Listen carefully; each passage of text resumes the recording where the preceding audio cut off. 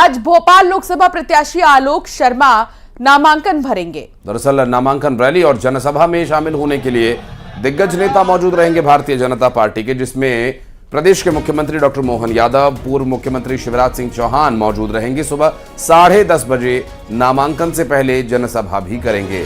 CM और पूर्व CM चुनावी रैली में ताकत झोंकेंगे और बीते कई दिनों में आपने देखा होगा जब कई बड़े चेहरों के नामांकन के वक्त भी पूर्व मुख्यमंत्री और मौजूदा मुख्यमंत्री डॉक्टर मोहन यादव मौजूद रहे हैं और ऐसे ही लगातार जो शक्ति प्रदर्शन है वो बीजेपी का आने वाले समय में भी और भी दिखाई देगा।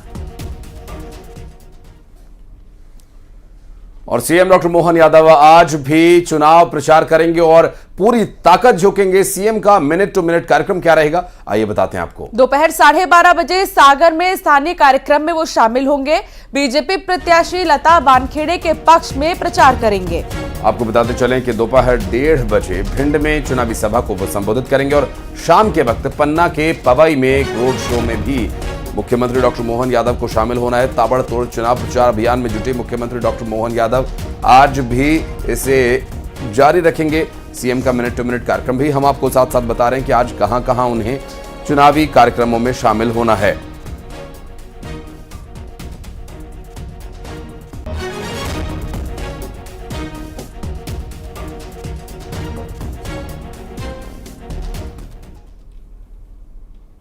एमपी में पीएम मोदी ताबड़तोड़ प्रचार करेंगे। आने वाले दिनों में आप उन्हें दमोह और मुरैना में देखेंगे। दरअसल प्रधानमंत्री नरेंद्र मोदी की सभाएं मुरैना और दमोह में होने वाली हैं, जिसमें दमोह में 19 तारीख को प्रधानमंत्री नरेंद्र मोदी की जनसभा होगी। दोपहर 1 बजे दमोह में प्रधानमंत्री नरेंद्र मोदी जनसभा में शामिल होंगे। इमलाई में पीएम मोदी की जनसभा होगी। 25 अप्रैल को मुरैना आएंगे प्रधानमंत्री नरेंद्र मोदी। मुरैना में सुबह 10 बजे आम सभा करेंगे पीएम। दरअसल प्रधानमंत्री नरेंद्र मोदी की सभा को लेकर भारतीय जनता पार्टी ने पूरी तैयारी कर ली है और 25 अप्रैल को मुरैना में भी सुबह 10 बजे उनका कार्यक्रम होना है। 19 तारीख को भी उनके कार्यक्रम हैं और प्रधानमंत्री की सभा में क्या कुछ और मुद्दे उठाए जाएंगे ये भी देखने का विषय होगा। ताबड़तोड़ चुनाव प्रचार में जुटे हैं प्रधानमंत्री नरेंद्र मोदी। मैंने अभी बताया कि आगामी 19 तारीख को समय लगभग 1 बजे हमारे देश के यशस्वी प्रधानमंत्री आदरणीय नरेंद्र मोदी जी दमोह पधार रहे हैं और उनकी तैयारियां लगभग तेज़ी से चल रही हैं और कुछ पूर्ण भी हो गई। अभी जैसे प्रेस कॉन्फ्रेंस सारी चीज़ें आपको बताई गई हैं। 1 बजे आकर के और लगभग 1:45 बजे पहुंचकर यहाँ और लगभग 2:40 पर यहाँ से प्रस्थान करेंगे जबलपुर के लिए। जबलपुर से फिर दिल्ली जाएंगे। मिनट टू मिनट कार्यक्रम आपको अभी दे दिया जाएगा, सोशल मीडिया के माध्यम से आपके पास पहुंचा दिया जाएगा। और अब बात करेंगे कांकेर की, जहां मुठभेड़ के बाद भूपेश बघेल का बयान आया है।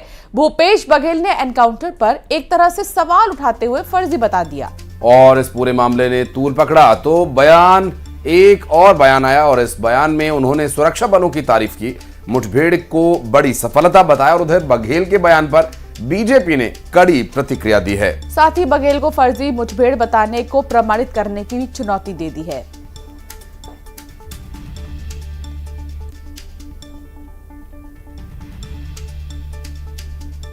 तो कांकेर मुठभेड़ मामले में भूपेश बघेल का पहले एक बयान आया, लेकिन जब उनकी आलोचना होने लगी, उनके बयानों की आलोचना होने लगी तो उन्होंने अपने बयान को ही पलट दिया। सुनाते हैं आपको उन्होंने क्या कहा। हम लोगों ने फर्जी इनकाउंटर नहीं किया, हमारे शासनकाल में कोई फर्जी इनकाउंटर नहीं, बल्कि भारतीय जनता पार्टी शासनकाल में फर्जी इनकाउंटर होता रहा, गिरफ्तारियां हुई है। अभी फिर से 4 महीने में वो फर्जी इनकाउंटर में भी वृद्धि हुई है। बड़ी सफलता मिली है हमारे नौजवानों को, मैं उन्हें बधाई देता हूँ, शुभकामना देता हूँ। 29 नक्सली मारे गए, वो बड़ी घटना है। अभी तक के होता यह था कि हमारे जवान साथ होते रहे, लेकिन हमारे शासनकाल में हुआ ये है कि नक्सली की मांग में घुसकर उससे सीधी लड़ाई होती रही है। हमारे जवान भी शहीद हुए तो उससे अधिक कहीं नक्सलियों को नुकसान हुआ और ये लगातार 5 साल में हम नक्सलियों को बहुत पीछे ढक देते थे हमारी नीति के कारण से। अभी जो घटना घटी है निश्चित रूप में इसमें हमारे जवानों को बड़ी सफलता मिली। मैं पुनः बधाई देता हूं। देखिए, हर चीज़ में इनको प्रश्न चिन्ह खड़ा नहीं करना चाहिए। सर्जिकल स्ट्राइक, एयर स्ट्राइक को भी उन्होंने मतलब काल्पनिक कहा, और ये तो उनके यहाँ की बात है, छत्तीसगढ़ की बात है।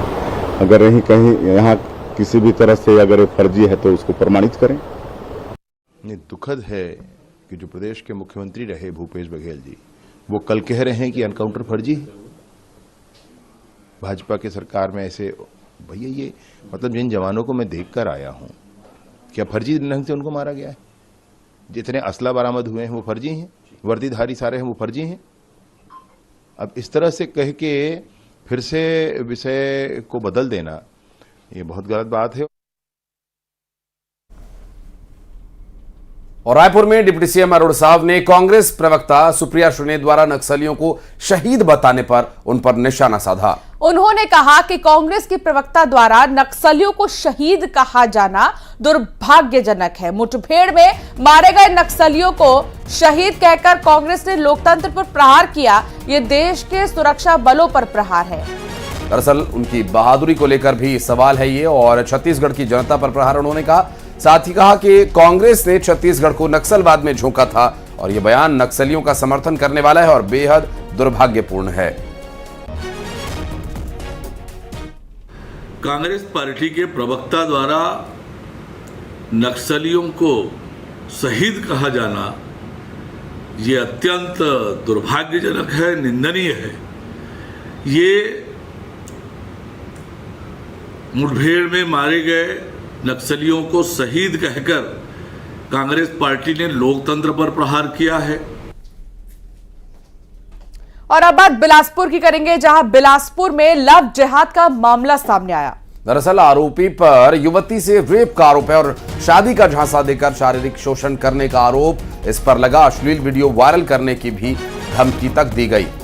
आरोपी अल्ताफ खां को पुलिस ने गिरफ्तार कर लिया है।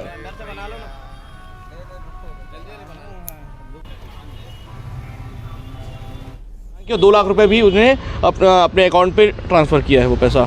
वो बहन बहुत सालों से प्रताड़ित थी। अंततः आज वो हम सबसे मदद मांगने आई। समस्त हिंदू संगठन उसके साथ खड़ा है और इसीलिए आज हम लोग बिलासपुर सिविल थाना में आकर उस युवक के खिलाफ अपराध पंजीबद्ध कराया। रिलेशनशिप के दौरान उनके साथ मारपीट भी की और शारीरिक संबंध बनाया। साथ ही उनकी एक वीडियो बना के उनसे कुछ पैसे लेने की भी बात कही थी। जो उस संबंध में आरोपी को आइडेंटिफाई किया गया, उनको अरेस्ट किया गया है और अब रिमांड पर भेज दिया गया है।